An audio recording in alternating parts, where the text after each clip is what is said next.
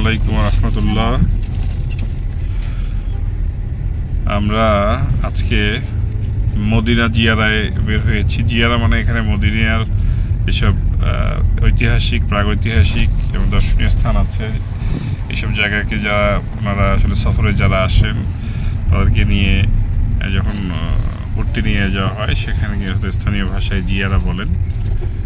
তো আমাদের গ্রুপে যারা ছিল তারা সপ্তাহখানেক না, প্রায় 4-5 দিন আগে গিয়েছিল। ওই দিন আসলে আমরা রিয়াজুল জান্নায় যাওয়ার কারণে খুব টায়ার্ড থাকার কারণে আমরা ওই দিন সবার সাথে যেতে পারিনি। এই জন্য আজকে আমরা আলাদাভাবে গাড়ি নিয়ে মদিনা জিয়ারায় বের হয়েছি।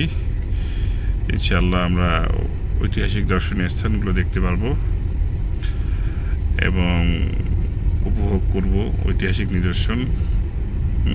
আমার সাথে আমার মেয়ে আছে, আমার সহধর্মিণী সার্থক শরীফ উনি আছেন, আমাদের সাথে বাংলাদেশির ড্রাইভার আছে। ভাই আপনার নাম কি?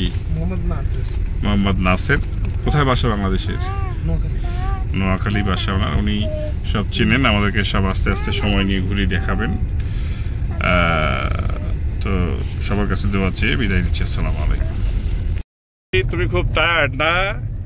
আসলে আমরা এই প্রচণ্ড রোদের দিনে মদিনা জিয়ারা করতে বের হয়েছি। এখানে অলরেডি আমরা 4টি ঐতিহাসিক স্থান দেখে ফেলেছি। সাবিহা খুবই ক্লান্ত, হ্যাঁ, রোজা রাখার মতো অবস্থা। সাবিহার মা রোজা রেখে মুখ শুকায় গেছে।